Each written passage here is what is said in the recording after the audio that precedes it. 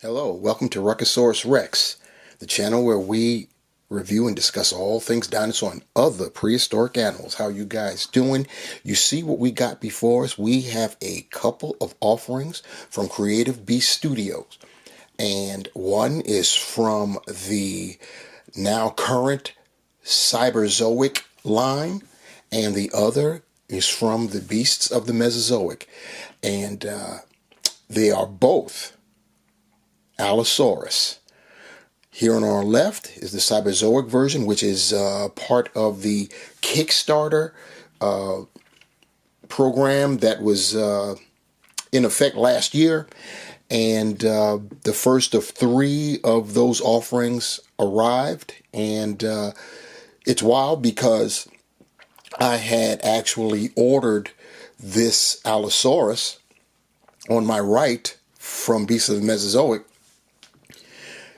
because, I like the color. And also it was the fragilis species, whereas the Cyberzoic version is the jimmadseni series, version, or species, I should say. And 2 different species and definitely 2 different color schemes. When I ordered the fragilis on our right, I'd gotten the shipping notice that evening, and then the very next day I received the shipping notice that the first of my 3 Kickstarters were coming, and of course Allosaurus jimmadseni was one of them. Anyway, that's the story of how that goes. So you see the box arts. We're going to look at them individually before we unleash the beasts. We will start with the Beast of the Mesozoic version, the Allosaurus fragilis. And you see the packaging. Look at that beautiful artwork on our right there. Allosaurus has gotten something down. It looks like I'm trying to see.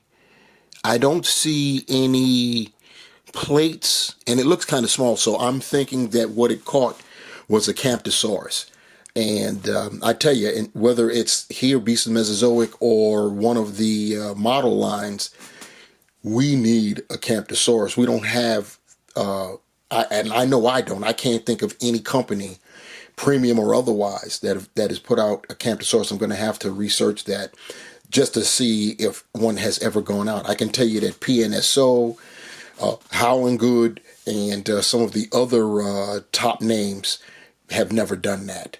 It would be nice. And speaking of having a prey animal for Allosaurus to get with, it'll be very nice when the upcoming Stegosaurus from Beasts of the Mesozoic gets released. That'll be great. I can already see that display right there. Allosaurus needs something to go up against, just like the Tyrannosaurus Rex has either the Triceratops or the Torosaurus to go with for a nice display. But I digress. Looking at this packaging, you can see what we got going on in the interior. The 4 different feet, the 2 different pairs of feet, and there's a tail in the back. And of course, as with everything Beasts of the Mesozoic, they come with a backdrop, which we will check out. The top, we have that logo, and then of course the logo again, 1/18 scale. Looking here at the back, the rear, you've got some more of, what you got there is toy photography. And you see the other figures. These are figures, not models, that are available in this particular wave. If you look over at the bottom there, you see them. You've got, these are, with the exception of Smilodon, these are all 1/18 scale. So you've got the the Zuniceratops, the albino version of it, which is a different version from the original, which was green. Then you have the 1/18 scale Dilophosaurus, and this is a different color than the Kickstarter version, and I ordered that. It'll probably be here in about 3 days. From the time of this recording. Then we have in 1/18 scale Deinonychus, and the 1/12 scale Smilodon Populator. We saw this. I reviewed this already. This is the Beasts of the Cenozoic version. There is a Cyberzoic, which I also have and I'll be reviewing, and then of course we'll compare those two. And then we have the 1/18 scale Achillobata Giganticus, and that was part of this Kickstarter deal as well. But you can also get it just the Beast of Mesozoic version. So you've got that. We also have a readout here. One of the first well-known theropod dinosaurs, and Allosaurus definitely is one of the more well-known, probably second only to Tyrannosaurus Rex itself. Research on Allosaurus has had a long and complicated history, beginning with the multiple names assigned to the genus during the famous Bone Wars of the late 19th century. As the top and most abundant large predator of the Morrison Formation, Allosaurus likely preyed on large herbivorous dinosaurs and possibly even other predators. I'll stop right there because when I say even other predators, they're talking about the likes of Ceratosaurus, which was large, just not as large as Allosaurus. Its skull was light and robust, with dozens of sharp serrated teeth, and also sported powerful arms with large claws. A. fragilis is the type species named by O.C. Marsh in 1877 and is known from the remains of at least 60 specimens. And that's another thing, too. There are a lot of Allosaurus skeletons. It is a very well-known dinosaur in terms of research, anatomical, and everything else. So, yeah, very, very, very well-known. The stats... the length up to 9.7 meters, which translates to 32 feet long. The weight was about nearly 2 tons. It's reading here 3,300 pounds. So it's definitely a ton plus. It's almost 2, like I said. Allosauridae is the family. The Morrison Formation, Central USA. The time period 155 to 145 million years ago, late Jurassic, and named, as we stated before, Nathaniel Charles Marsh in 1877. The features for this figure, and this will also duplicate in the Cyberzoic version, 20 inches long, 22 points of articulation, adjustable display base with optional parts, 3 sets of interchangeable feet, and opposable wire in the end of the tail. This says that it's 20 inches long, so that's going to translate to about representative of a 30-foot long animal. So keep that in mind. It states that it's up to 32 feet, so that's right in there. This thing is basically scale accurate, if you will. The Cyberzoic version has different style packaging. You can already tell it's not fully square. We get these sliding edges there. The logo on the box reads "Past and Future Collide Cyberzoic," and that's because you get the animals, but there are also separate accessories, armor, if you will, that you can equip your animal with, and there are also humanoid action figures to go in this particular line from Creative Beast Studios. 1/18 scale Allosaurus, jimmadseni. This is the other species. You see it reads technologists underneath. Unit Dragon Slayer, the type mount. So yeah, this is basically a prehistoric horse, if you will. And it's got different artwork, you see, just as every bit as beautiful as the fragilis artwork. We get nothing at the top except the Past and Future Collide Cyberzoic logo. The side, we get nice artwork there of our Allosaurus. On the other side, we get this Cyberzoic symbol. Looks like there's a DNA strand in there. And then we get here on the back, and we have a thumbnail of the figure. I keep saying model because, let's face it, I review a lot of models. So I'm used to saying models of the Allosaurus, the jimmadseni. And then there's the species profile down below it. I'll read that now and then continue on. Length, once again, 32 feet. So when we take these figures out of the packaging, we will see the differences, if any, to be seen on the figures itself. I believe the differences will lie solely in the skulls. So we'll see the 1,500 kilograms, which is basically 3,300 pounds, just like before. Allosauridae, Central USA, Late Jurassic, and the name Allosaurus, if I didn't mention it earlier, stands for different lizard. And the same specs for the figure itself. Now here on the right side, we see the unit Dragon Slayer type mount, and you can see those.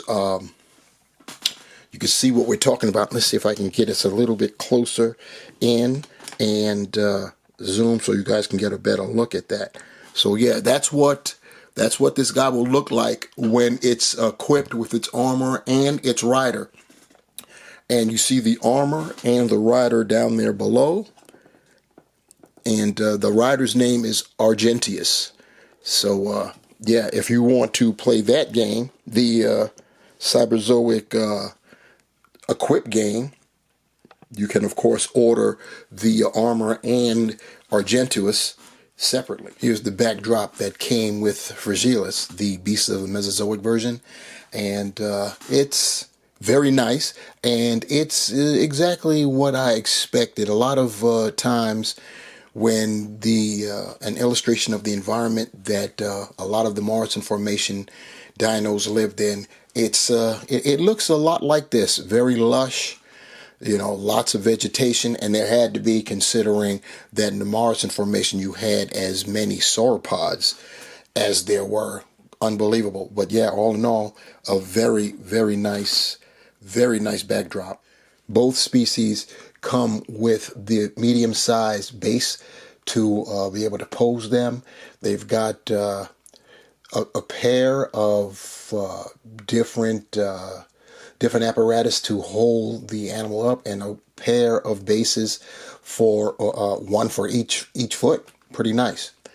Anyone that's been rocking with Creative Beast Studios for a minute knows that they always come with these cards, and it mirrors what you see on the packaging. This is, of course, is the Cyberzoic card for jimmadseni. Very, very nice. It has the same basic coloration as the action figure itself. On the rear, you get that artwork, and of course the info. And then, of course, here is a instruction booklet showing how you install the extra feet that it comes with, and the base. And I'm sure on the inside there, it probably has how you apply the tail to the action figure. And here's the card for fragilis. It's similar to it's the same as the artwork on the packaging. And of course, there are instructions on how to put together the base and how to install the feet and the tail. And of course, behind that packet right there is the info on this critter. Both species come with two pair of feet. You have this pair right here, which are the raised feet, as you can see, and I'll may as well share the wealth by showing the other species second set. And then you have these basic, they're flat, but therefore being raised up. If you look at them, you see how the toes are closed together. That's because this is supposed to emulate a foot raised off of the ground. And here are both figures nose to nose. Beasts, aka fragilis, on our left. Jimmadseni, in other words, the Cyberzoic version, is on our right. And I've got them nose to nose because, as I stated, everything else other than, of course, the paint apps, besides that, the only other difference that you'll find on these figures lies in the skull, as I suspected. That's why they're different species. And you could see, if you look at fragilis, it has a thicker, I would assume more robust skull than jimmadseni. And you see it's kind of, you can kind of see how thick from 12 to 6 that the fragilis is compared to our boy over here, our Cyberzoic boy. Pretty narrow, the snout. And if I were to state even more, if you look at the crests, fragilis, the crests raise up and they are pointed, whereas Jimmy over here, they kind of round out, if you can see that. So that's basically it. Now, like I said, fragilis, the skull looks more robust, but you have to keep in mind that Allosaurus, no matter what the species, were not known for having strong jaws. That's why they had such sharp, serrated teeth. They handled their business when they bit by slicing. You know what I'm saying? So they probably, especially when you take into consideration, they were around a bunch of sauropods. We're talking Brachiosaurus, Diplodocus, Brontosaurus, Apatosaurus, Camarasaurus. Lord have mercy, that's a lot of meat. But they were big, so, you know, they would have to basically, I would assume, hunt in packs for one, and two, do some slicing. You know, not biting direct, but like biting to take off slices so the animals can bleed out. And then you, of course, when you've got something like the Camptosaurus that's on the cover art for the fragilis, they're big enough, the Allosaurus is big enough to just take that critter down. So, but yeah, that's basically it.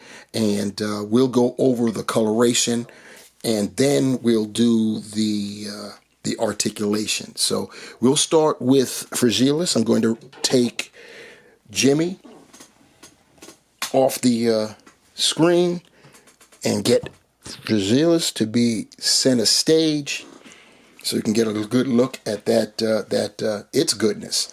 And obviously the basal color is green.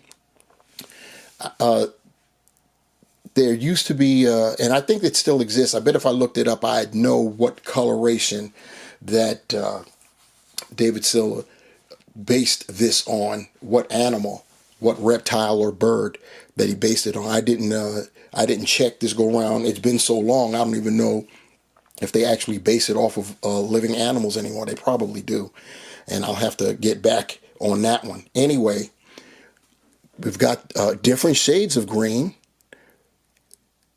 as you can see, and then we've got the browns. We'll get to the skull in a second because obviously there's more color going on there. We've got, when you look at it from the top, the tans, and then the brown striping on those hind limbs. We've got the brown spots and some wash going on there. You go down to the feet, you see what's going on there, the nails, claws painted black on the forelimbs. Brown starts off and then it goes into the green. That's like a wash there. And then those claws, those are something else. And another thing about Allosaurus, I'm going to move the hand out a little bit, lower it so it's by itself when I show you this. The claw here, which we would associate as being a thumb, it's not, it's just 3, but you know what I'm trying to say. Very, very long.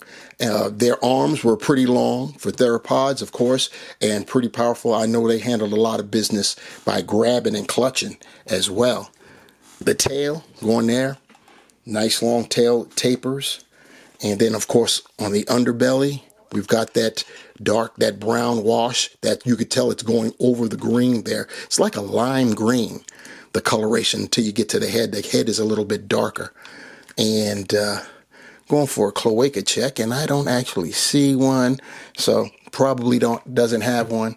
Looking at the skull, business end for real, and beautiful if I say so. The crest, the sky blue coloration, very nice. You've got some kind of like orange-like striping going down there, down the ridge of this crest. That blue on that crest is cool, and you've got some spots going on there. You got the eye. The pupil is white with it's a white iris and a black pupil. Got more of that orange-like coloration going there, and then of course the stripes right there. Looking on the bottom, looking pretty nice there. The snout has got some of that tan brown going on. So yeah, pretty nice. Pretty nice. I'm going to take Fraggy out and bring Jimmy in so we can see what's going on with him. Are you going to stand up for me? Nope, you look like you want to tip. You must have moved a little bit while you was down there on the floor. All right. I'm going to end up having to hold you anyway, so let's just see if you'll stand for me. Looks like he doesn't want to, but that's all right. That's all right.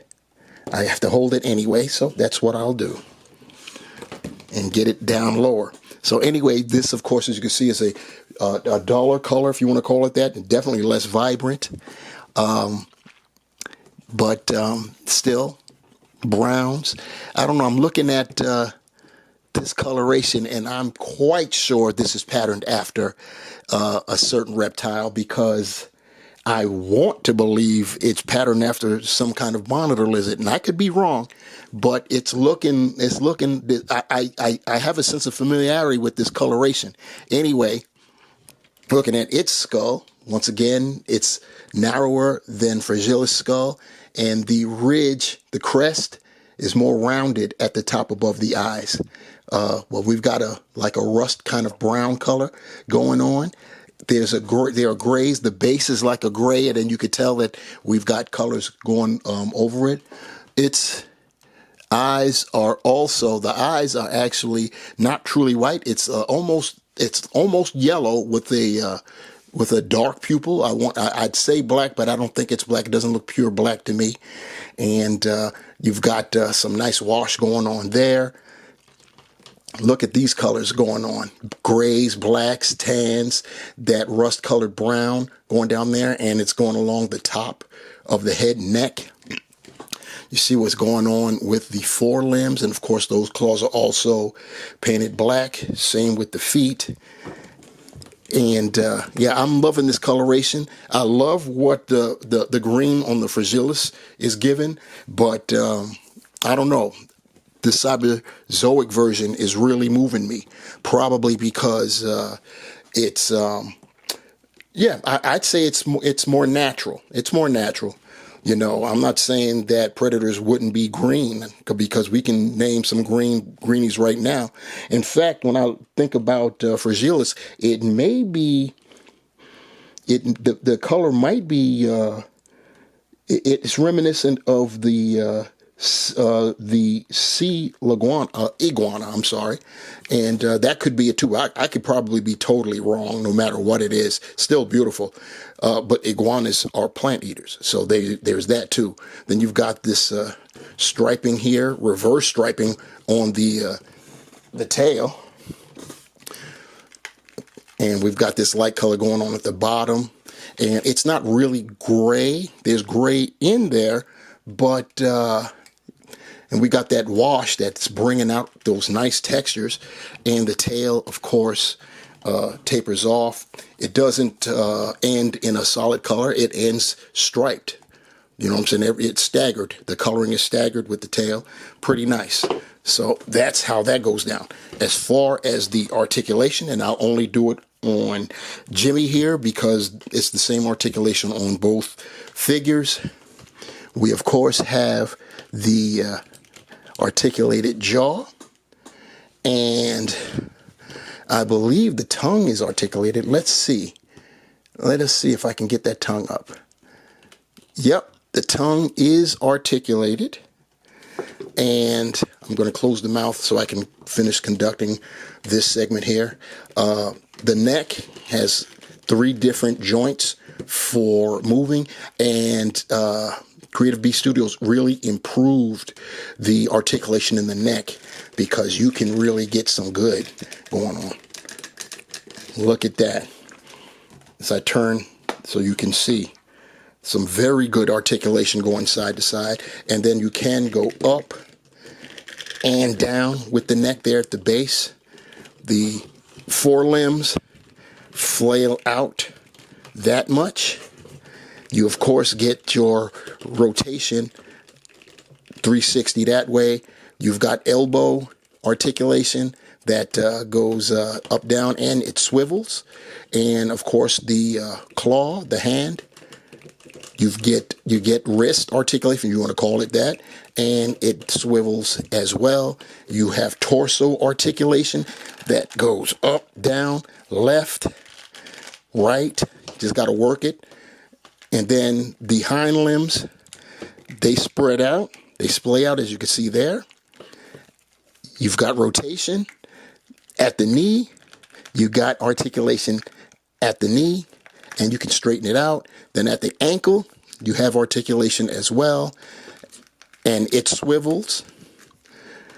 And then the foot, it goes down, it goes up, it pivots, and it also swivels. The tail, where you connect, you can go left, right, up, down. You can even swirl it, swivel it around. I don't know why you would want to too much, because then it breaks up the coloration big time. Then you have sections, same deal. 3 sections, these 2 solid plastic. Here you get bendy wire. You set it down so I can do some bending at the end of the tail. So you do have that. And that is the articulation scheme on the Creative Beast Studio Allosaurus, Jimmy or Freggie. There it is. So now I'll attempt to get one of our Allosaurus on the base. And they're precarious at best. And I want you to see the whole thing, so I'm going to pivot the camera somewhat so you can see what I'm talking about. Right there. And I think I basically have got the majority of our beast in that shot. And this was just quick. I didn't want to waste so much time trying to get it, ideal. But you see how that works out. As you can see, I have both Allosaurus on their respective bases, their respective stands. And fragilis here, you see that one of his hind limbs are up, way up, and the base is supporting. You will have to finagle to get the right angle and all of that, because the one thing that Creative Beast Studio did not solve is these bases, though they're scaled to fit, they don't have enough weight really to stay down. A lot of times the base wants to flip up, so you have to find that sweet spot. But you see what our BOTM Allosaurus can do and have the leg up. I'm going to move this one out the way, revealing our Cyberzoic jimmadseni, Jimmy. Our boy Jimmy there, and you see I've got him splayed out too. And when you work with them, you can get them even lower in a very nice hunting or confrontational pose. I think that is really great with these guys. And I'm going to center our guy right here and zoom in a little bit, and this will serve as our parting shot. Yes, indeed. So there it is, the Creative Beast Studio Cyberzoic and Beast of the Mesozoic Allosaurus. Very nice, both of them. Both colorations are fantastic. I am preferable to this one right here. That's the reason why it gets the honor of the closing shot. And yeah, so what do you guys think? This is great. It's been a minute since I've reviewed a Creative Beast Studio figure. Last time was Smilodon, and looks like I'm going to be doing Smilodon again very, very soon. There's a review coming to you very quickly because I've got that guy, and I've got the Achillobator as well. So yeah, prepare for some more Beasts of the Mesozoic, or in this case, these next two that I'm about to show you are Cyberzoic figures, so prepare for that. And yeah, Can't wait. Cannot wait. I already know where these guys are going in my display room, and one of them will be eventually confronting Stegosaurus when that finally comes out. But for now, I'm just going to pose both of these guys, and yep, it will brighten up the display room big time. And what will brighten me up big time is if you guys like, share, and subscribe. Go into the comment section below. Let me know what you think about these action figures. And definitely hit the notification bell. And you will be notified the next time I upload a video. Once again, we have got Beasts of the Mesozoic and Cyberzoic action figures of the Allosaurus. It's been great. I'll see you guys next time. Peace.